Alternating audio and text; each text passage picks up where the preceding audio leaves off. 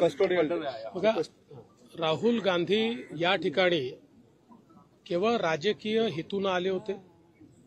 ही केवळ राजकीय भेट होती। लोकांमध्ये जाती जातींमध्ये विद्वेष तयार करायचा एवढं एकमेव ध्येय त्यांचं आहे। तेच काम गेले अनेक वर्ष आता ते सातत्याने करतायत। त्यामुळे मला असं वाटतं की त्यांनी हे जे काही विद्वेषाचं त्यांचं काम आहे हे त्या ठिकाणी जाऊन पूर्ण केलेलं आहे।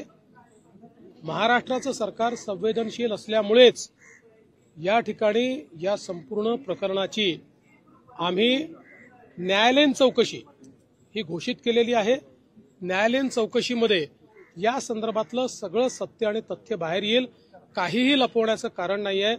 आणि जर त्या चौकशीमध्ये कुठल्याही प्रकारे मारहाणीमध्ये किंवा अशा प्रकारच्या गोष्टींमुळे हा मृत्यू झालाय असं बाहेर आलं तर कोणालाही सोडलं जाणार नाही।